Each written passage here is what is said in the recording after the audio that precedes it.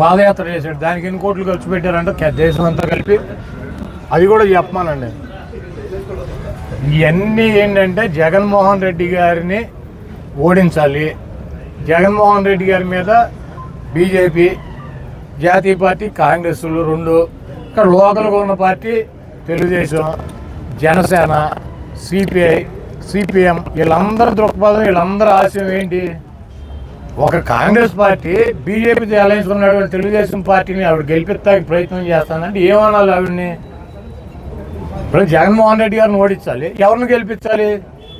షర్మిల గారు ఏం చెబుతారు? ఎవరిని గెలిపించమంటారు? చంద్రబాబు నాయుడు గారినా బీజేపీని గెలిపించమని చెబుతారా? బీజేపీ ఎంపీలు 4 ఎంపీలను వాళ్ళు పోటీ చేసిన 4 ఎంపీల్లో ఓటేసి బీజేపీని గెలిపించమని షర్మిల గారు ప్రచారం చేస్తారా?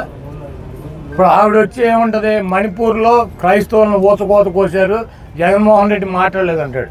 ఎక్కడ మణిపూరు, ఎక్కడ ఆంధ్రప్రదేశ్? మణిపూర్లో క్రైస్తవుల మీద ఊచకోత కోస్తే ఎవరు మాట్లాడాల్సింది? ఎవరు? జగన్మోహన్ రెడ్డి గారు ఈ రాష్ట్ర ఆంధ్రప్రదేశ్ ముఖ్యమంత్రి. ఈవిడ వెళ్ళిందా మణిపూర్? ఈవిడ వెళ్ళిందా? తెలంగాణనే నాది, తెలంగాణనే నేను, తెలంగాణలోనే అన్నీ అని తెలంగాణ తిరిగింది. ఆ రోజు మణిపూర్ గురించి ఎందుకు మాట్లాడాల? మరి ఫాస్టర్గా ఉన్నటువంటి బ్రదర్ అనిల్ గారు వెళ్ళాడు అక్కడికి, లేకపోతే కాంగ్రెస్ పార్టీకి సంబంధించినటువంటి సోనియా గాంధీ వెళ్ళిందా? రాహుల్ గాంధీ వెళ్ళాడా? ప్రియాంక గాంధీ వెళ్ళిందా? వాళ్ళంతా ఎన్నికల ప్రచారంలో ఎక్కడ ప్రచారం ఎన్నికలు ఉంటే అక్కడ ప్రచారం చేసుకున్నారు. ఇప్పుడు సిగ్గు లేకుండా అదే బీజేపీ పార్టీ ఊచకోత కోసిందనేమో ఆవిడ చెప్పుద్ది. అదే బీజేపీతో అలయన్స్ ఉన్నటువంటి క్రైస్తవులను ఊచకోత కోసినటువంటి పార్టీ అని చెప్తా మళ్ళీ ఆ బీజేపీతో ఉన్నటువంటి చంద్రబాబుని గెలిపించమని చెప్పి మా ఓట్లు చేస్తారని చెప్పి ఆవిడ ప్రయత్నం చేస్తుంది. ఇది రాష్ట్ర ప్రజలకు అర్థం కాదా? అలాగే చంద్రబాబు నాయుడు ఏం చెప్పాడు? నరేంద్ర మోడీని ఆంధ్రప్రదేశ్లో కాలు పెట్టినాడు, ఎన్డీఏకి మద్దతు ఉపసంహరిస్తా అన్నాడు, ముస్లింస్ మోడీ ఊచకోత కోసాడని చెప్పి ఎవరు చెప్పారు? ఇవన్నీ చంద్రబాబు నాయుడు కదా చెప్పింది.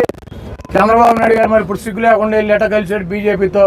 మళ్ళీ బీజేపీతో కలవటం ఇది చారిత్రాత్మక తప్పు. బీజేపీతో కలిసి తప్పు చేశాను, అది మద్దతు పార్టీ అని చెప్పి 2004లో ఎన్నికలు అయిపోయినాక చెప్పి 9లో బయటకు వచ్చాడు.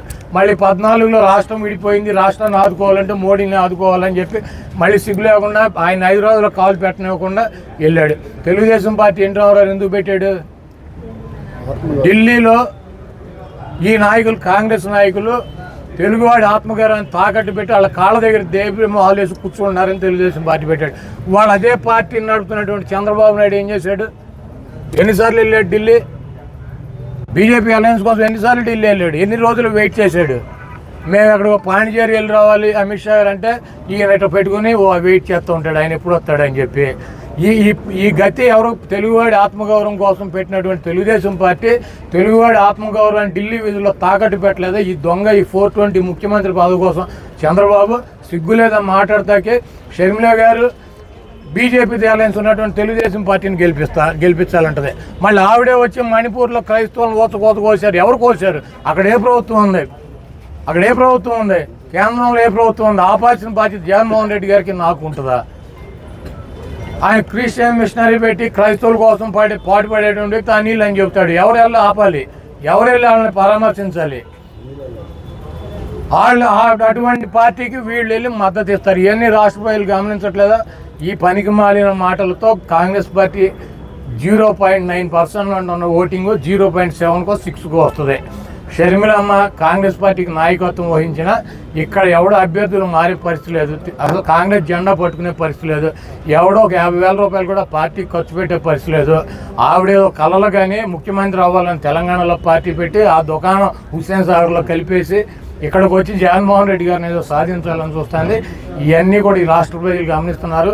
బీజేపీ వదినమ్మ ఏమీ చేయలేదు, కాంగ్రెస్ చెల్లెమ్మ ఏమీ చేయలేదు, ఈ 420 చంద్రబాబు ఏం చేయలేడు, దత్తపుత్రుడు ఏం చేయలేడు, ఉత్తపుత్రుడు ఏం చేయలేడు. అందరికీ రాష్ట్ర ప్రజలు గుణపాఠం చెబుతారు.